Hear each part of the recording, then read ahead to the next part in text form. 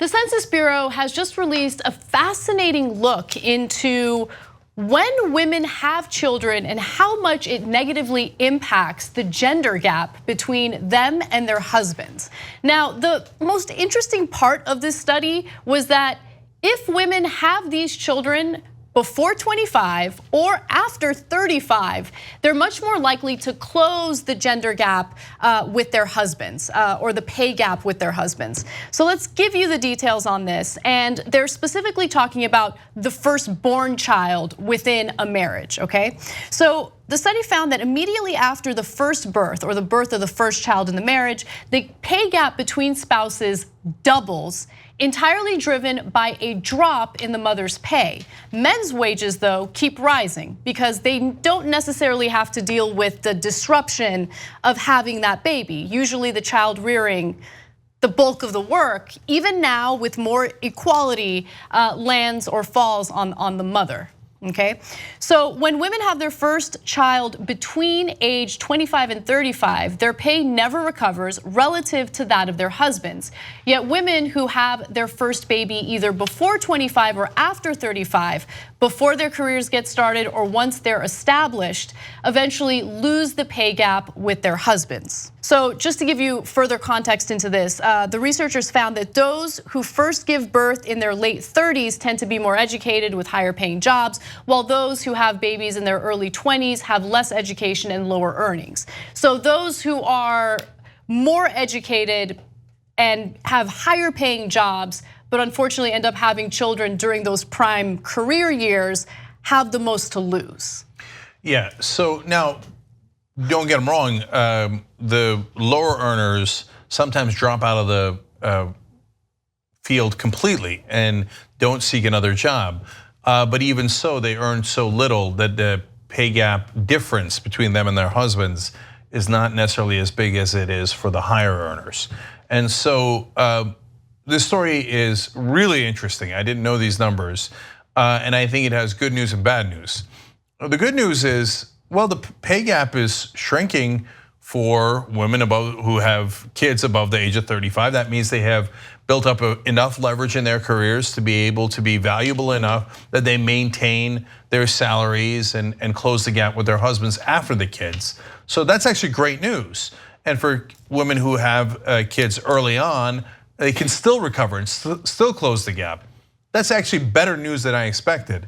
Obviously, the very bad news is that between 25 and 35 is both the prime years for giving birth and the prime years for building your career. And it's really hard to fix that. So that's a giant, giant issue. Now there's, of course, our expectations around gender we'll get to in a second as well. But the heart of the story does begin to explain a lot of things when we see the disparity between the genders. So I want to talk a little bit more about the child rearing because oftentimes when we do these stories, there are some men who feel outraged because they feel like they're really chipping in and helping in their marriage. But you have to look at the big picture, the broader picture. And the reality is, even with increasing equality in the household when it comes to these certain responsibilities, most of the time, women are responsible for most of the housework and for raising the kids. Let's go to graphic 66. Even in families in which both parents work full-time, women spend almost double the time on housework and childcare. And when women work fewer hours, they are paid disproportionately less and become less likely to get raises and promotions. So when women have children during that time frame between 25 years old and 35 years old, keep in mind that they inevitably will have to dedicate more of their time to raising their kids. And as a result, they are not able to work around the clock as women who don't have children can do. By the way, the 9-to-5 jobs don't exist anymore. You're expected to work around the clock. And if you're not able to answer emails from your boss at 8 o'clock at night on a Sunday, well then it could hurt you promotion-wise, raise-wise, you get the picture. So here are some more findings. Women earn $12,600 less than men before children are born and $25,100 less afterward. And by the way, this is obviously on average. It analyzed earnings for opposite sex married couples who had their first child between 1978 and 2011 using earnings records from the Social Security Administration and data from the Census Bureau's survey of income and program participation. By the way, I did some digging to see what the current gender pay gap is, and even though people throw around that government statistic of, I think it's 77 cents to the dollar, the reality is if you compare the same jobs that men and women are working, right? You're comparing apples to apples.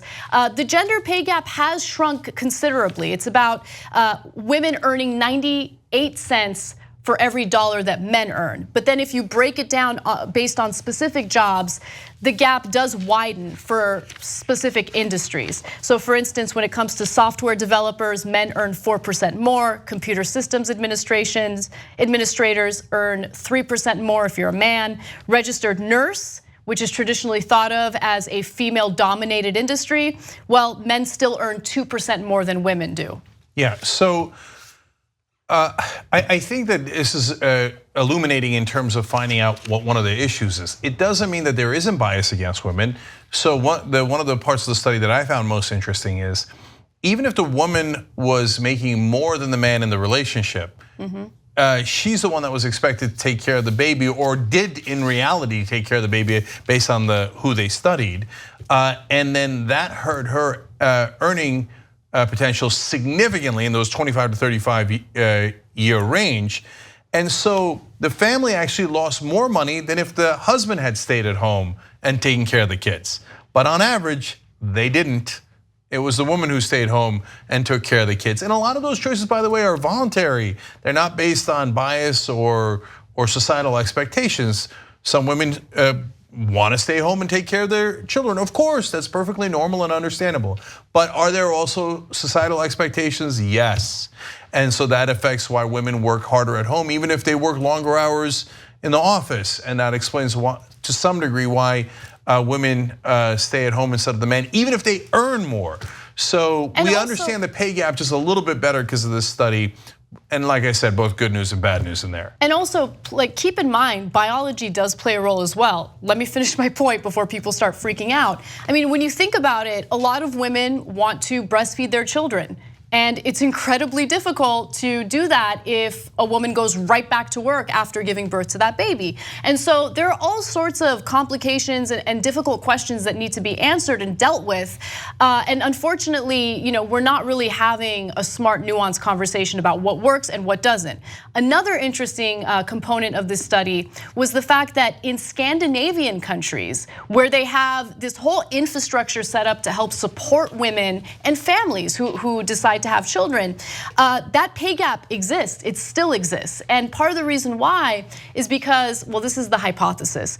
Scandinavian countries offer so much paid leave that oftentimes women take too much time off and they don't enter the job force or workforce soon enough to help close that pay gap. The last thing is, in the postgame, Anna, I want to ask you what your personal thoughts on this are. Not just your opinions on the policy and the news story, but how you feel being in that range.